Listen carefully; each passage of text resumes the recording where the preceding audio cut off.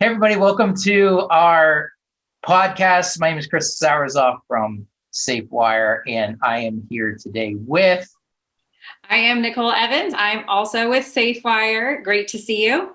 Good to see you as well. We pretty much see each other every day, though, don't we? Every day. So Yep.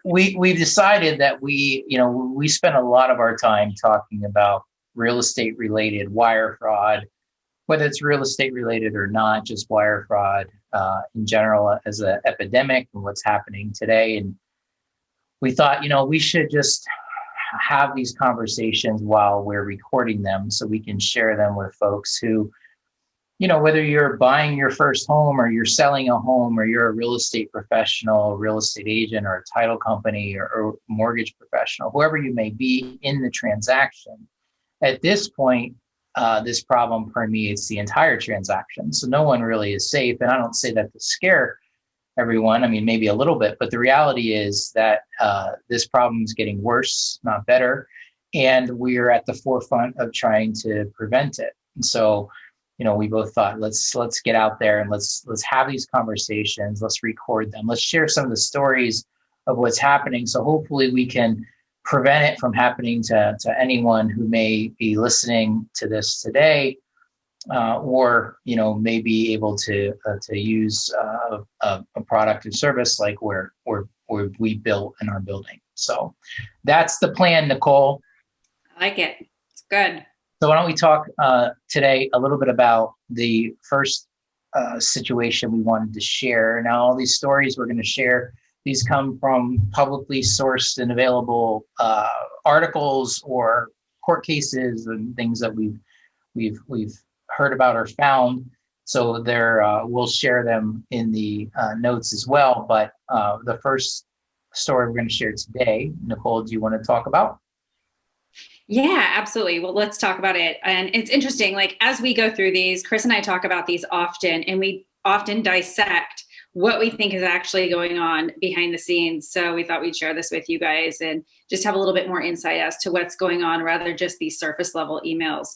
Our opinions are not fact. So we are just trying to understand the process and so that we can help stop this from happening in the future. A lot of times these articles, as devastating as they are, they really are just scratching the surface as to what's actually happening and how it's happening and all those things. So, it's no one's fault. Like, these reporters are doing their best understanding a bit of a nuanced and complicated thing that's evolving and changing in real time. And to be quite honest, probably 80% of the real estate folks we talk to don't quite understand it. So if they don't understand it, how is a reporter or a writer going to be able to pick it up in one story? Exactly. Well, this article is really interesting. This is a couple out in California that were about to buy a $1.4 million home, which is obviously not an easy accomplishment. And fortunately for them, they had a large inheritance to allow them to purchase this home. As you guys know, the California market is pretty difficult to get into. And sometimes it just takes an inheritance for someone to have the opportunity to actually purchase in that area. And because of that, they had their eyes set on this home. They were getting ready to close. An email correspondence had begun between their agent, and it's really unsure whether this email conversation was actually from the agent or if it was a spoofed email or if a hacker was in their email. And then it seems like it was legitimate representatives from the title company as well. And so what happened I'm leaning towards the side that I think it was the hackers that were in the conversation through the realtor's email. And what they did is they interfered with the wiring instructions and sent their wiring information instead. It's interesting. Right here, it states right here, 2 days later, the mortgage company called asking about the wire transfer. The company inquired where the money was wired to, and Aaron nervously said Wells Fargo. So they had received this information and actually followed through with the wiring process. Something that Chris and I have been talking about a lot more recently that we found out is when you initiate a wire at a bank, they are not required to verify the account name on the account the funds are going to. Chris, what are your thoughts about that? I mean, I think it's kind of wild, to be honest. Well, so this is fairly common, like this is a fairly common situation that we see, right? This is unfortunately in a situation like this, generally what's happening are so we should take a step back and Okay. talk a little bit about maybe who's doing some of this. And the reality is a lot of the compromises that we see, they're coming in through real estate agents' email accounts. Now, we don't know that that's what happened specifically in this case, but generally they're coming in through real estate agents' email accounts because real estate agents are independent contractors. So that what that means is if I'm a real estate agent at a large brokerage like a Remax or a Keller Williams or whatever, I can't really force people to use a secured email that has like two-factor authentication or different protections in place. And so and also real estate agents are their information is pretty easy to find. So if I wanted to create a database of a bunch of real estate folks and just send them what are called phishing emails, then at some point I'm going to catch a live one, right? So what they're doing is by a phishing email is they're sending an email that looks like it may be coming from Apple or maybe coming from Netflix or Microsoft and they're trying to create or Amazon, and they're trying to create some sense of urgency that you need to log into your account because your account's locked for whatever reason. And so Where once did you get the phishing emails from, the hackers? Like, how do they make them so good? so those services are all available on the dark web. So there's this thing called the dark web. It's a real thing that there are folks on there who for a few for less than $100 a month, you can subscribe to this software, these websites that look just like the real thing. They literally look just like what you would expect to see from a Netflix login or an Apple login. And the difference you can see would be in like the URL. So if you look at a web browser and you look and it says netflix.com, but in this case it says like Netflix for me .net, right? So they would change, there would be a different URL is typically one of the giveaways. But what happens is as soon as you put that email and password in, then they've captured that.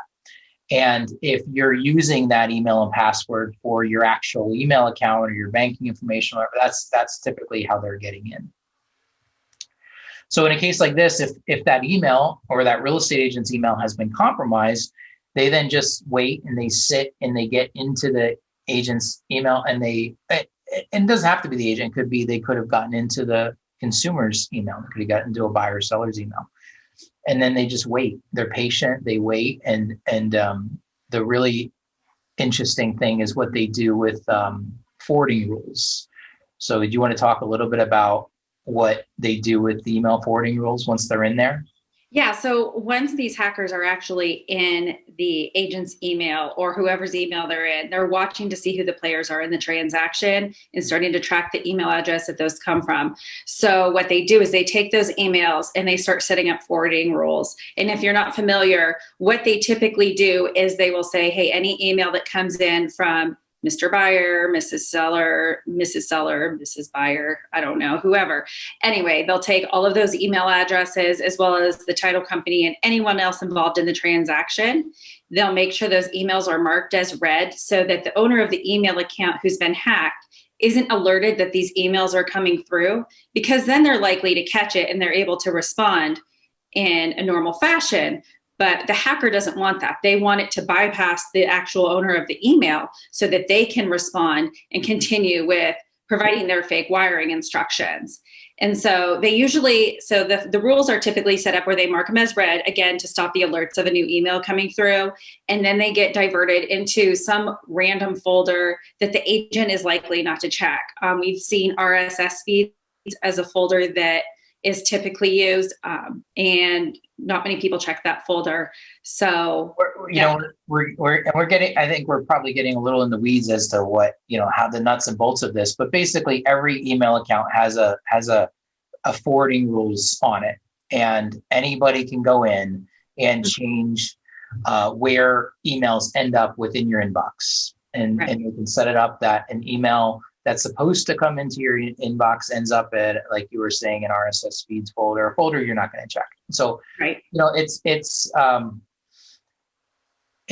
like a magic act, right? They just make things disappear, and they're able to then infiltrate, pretend they're someone else, and that's typically what's happening in situations like this. So, in a situation where these were these buyers or sellers? These were buyers. These are buyers.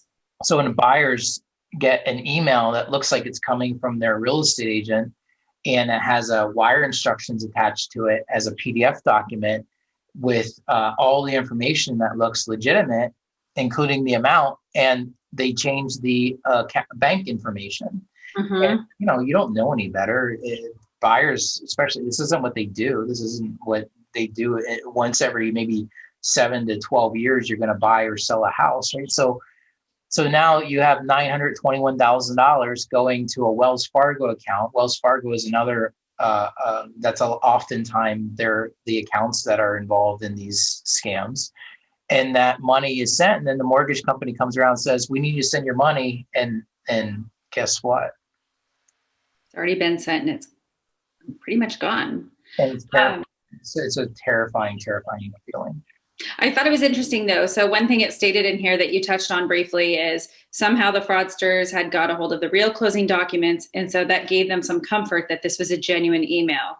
And this is, again, why people sometimes don't verify wiring instructions. They're just too comfortable with the process, or they're just so unaware as to all the moving pieces, and they get overwhelmed by the process. The consumer does. So. Well, yeah, it's exhausting, right? It is exhausting and stressful. It's stressful. And there's so many moving parts. There's so many things that are going into all of this. And now this is one more thing that is probably the most, terrifying piece of this whole thing. And unfortunately, people just don't typically know it's happening. They say that the money ended up diverted across the globe to China. China is a common place for the money to go. And one of the reasons is that China does not work with our government to retrieve those funds. So once it kind of leaves the jurisdiction of our federal banking system and it goes to China or South Africa, or, they typically aren't going to play ball with getting that money back. And then from China, it's routed into where a lot of these frauds are happening. And typically a lot of them are coming out of West Africa. And so it'll go from US to China to West Africa. And then that money, for all intents and purposes, is gone. Right.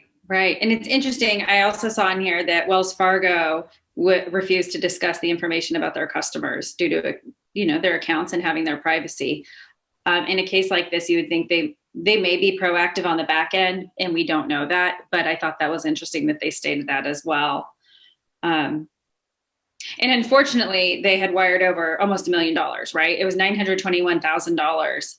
And I did see towards the end, like you said, it was in China. But it looks like Bank of America was able to refund the buyers their money. Now, whether or not they were able to retrieve that money and get it back, or if they just decided to pay for it out of their own pocket and reimburse them because they felt bad. I mean, I don't really know. It doesn't really state that in here. They did not state the specifics, but we do know that sometimes companies are trying to reimburse just to keep their name out of the press and have any negative connotation with their name. But you and I have talked about this, and that's not a sustainable business model for the industry as a whole. This is really odd. Like this typically isn't the way it happens, right? Typically, like if and according to the article, the money was routed to China. If the money is in China, typically they're not getting it back. So I don't know. It doesn't say that. It says the bank, through their quick action, was able to fully reimburse this client because of our quick action. That's surprising, and that is rare. So that's what makes me wonder, did they actually get the funds back, or did they, Bank of America has deep pockets, right? Yeah, maybe. I don't know. We don't know. We don't know. Yeah, we don't know. We don't know. It's not clear, but that is, if it gets to a place where it's the money's in a bank account in a non-friendly foreign entity like China, it's typically not coming back. Typically, no. Nope. Well, that's good. That's good news that it came back. How terrifying though, right? Well, yeah, I mean, I'm guessing that was their only shot at living in a home in California. $1.4 million does not buy a big home in California. That's a normal house. So I'm glad. A big home in Ohio, Columbus. You have a really large home here. Although that's starting to close down a little bit as well in this market. Let's jump to the end where it talks about tips to protect yourself. Let's poke some holes in it and let's see how legit these are. To avoid being a victim, experts say to look closely at emails to make sure the sender's address is correct. Okay, that's a good one. Fraudsters often change one letter, so base close extension. We see that a lot where if someone wants to pretend they're me and they add an extra S to my email, so it's Chris with an extra S, that is certainly one way things like that do happen. So going back to making sure it's the correct email, I don't know if that's necessarily a foolproof way to vet out the email because again, people get hacked. So that's the other part. The realtor gets hacked, everybody gets hacked. Yeah, then that doesn't work. No, it doesn't work. Okay, so let's put a scratch through that one. Also, watch out for any last minute changes in wire instructions, which can be a big red flag. Yeah. Right. 1,000%. If last minute changes are happening to wire instructions, somebody is probably trying to steal your money. And then it's best to just call the number that you know for the people who should be sending you wiring instructions and verify directly, not a number that's sent to you through an email, an actual valid phone number. Yeah, and as big of a pain in the butt as it is, and this doesn't work in every situation because you may not be close or it may not be able to happen. But if someone's trying to change your wire instructions at the last minute and you can physically go to where you're supposed to be closing and get a printed handout copy of their wire instructions, I would prefer people doing that than actually abiding by last minute changes. Now, preferably, title companies are using some type of authenticated product or system or software like SafeWire to make sure that information is all being handled securely. But we know far too often they aren't. So If you're listening to this and you're a consumer and you don't know what's happening with those wire instructions, ask your title company if they're sending them to you securely, and if so, how.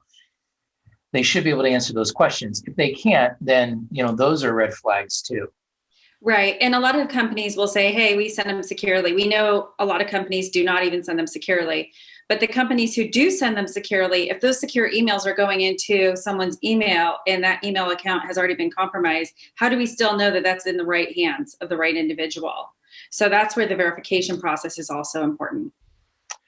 The next point says you should also get on the phone with someone you trust and have spoken to by phone before, like the real estate agent, attorney, or mortgage broker, to confirm all wiring instructions before sending a penny.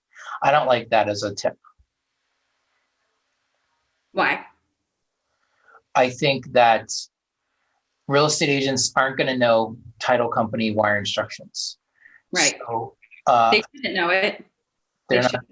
They're not going to know, and if they've been compromised, and they shouldn't be giving you that information, because here's what happens. At the end of the day, if the consumer sends their money to the wrong place, it's not going to be the real estate agent or the attorney or the mortgage broker that's going to be on the hook for that. It's going to be the consumer.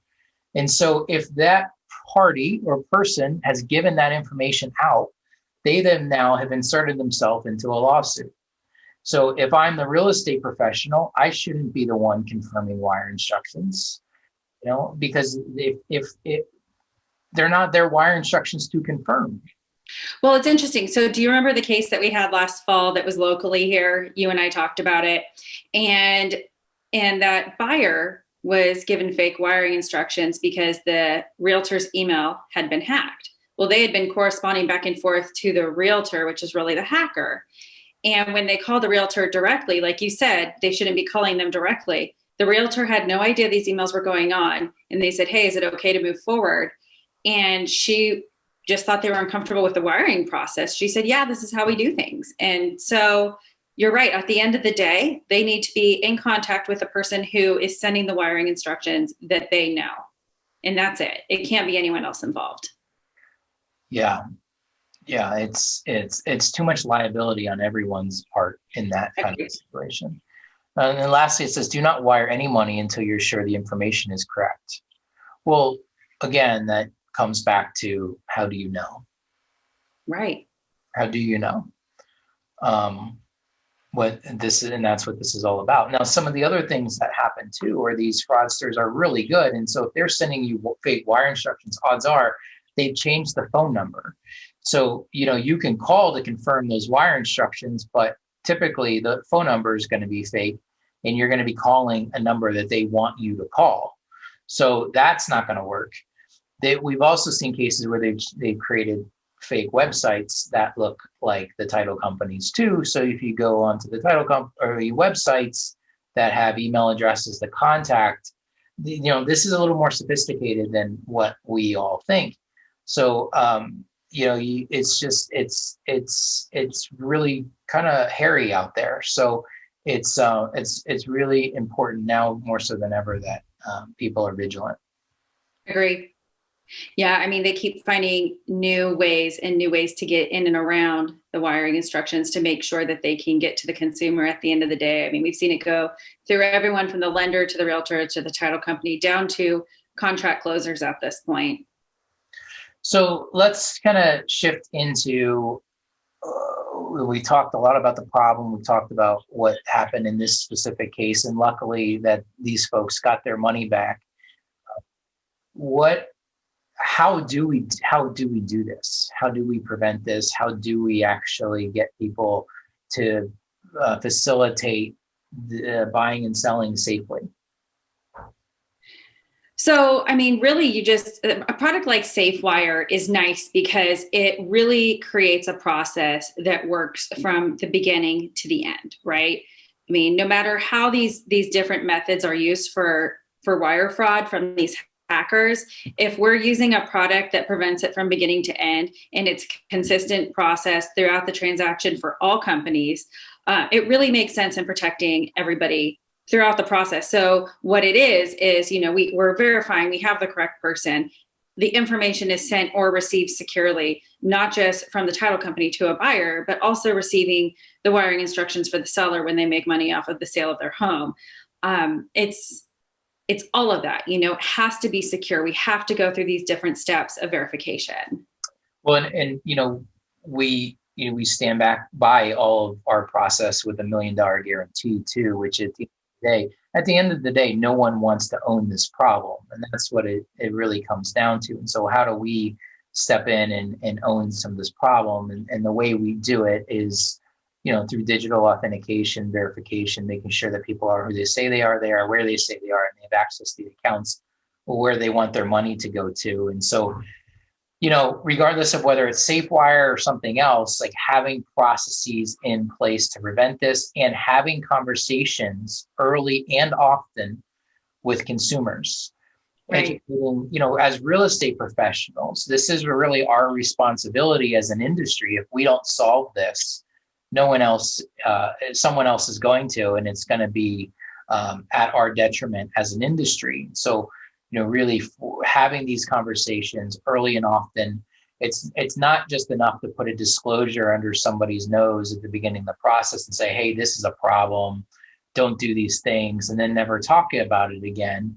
That may cover you a little bit legally that yes, we've had this conversation, but it doesn't cover anyone if the money is stolen. And while it may not be your funds or my funds that is stolen in the process, anyone involved with this, I mean, it's truly stressful, and it makes everyone who's involved sick to their stomach because that you failed your client in some way or another, and being the biggest purchase of their life, this is going to turn their world upside down. Yeah, it's devastating. So, one of the things we did, in addition to our product SafeWire, we have this thing called the SafeWire fraud tracker. And so what we've done is anytime we find a wire fraud case that's reported on, we put it on our fraud tracker that's available on our website, SafeWire.com. And there's a one-stop shop for all of these articles and all of these things that have occurred, how they occur, and that sort of thing. And so we'll be digging into some more of these articles along the way. Nicole, if anybody has questions and needs to reach out, how would they do that? They can email me, Nicole@SafeWire.com. It's Nicole @SafeWire.com. It's not like Nikkoli. Nope. No H, no K, no nothing. Just super simple. Nicole @SafeWire.com. Yeah, and I'm Chris at SafeWire.com, and we'll have all that information here in the post. But Nicole, thank you for our chatting with me today. Hopefully we are shining a little bit of a brighter light on this problem, and we can help keep some folks safer. Yes, absolutely. It's so stressful. We want to make sure we're doing everybody right. So more to come. We'd love some feedback. Talk soon.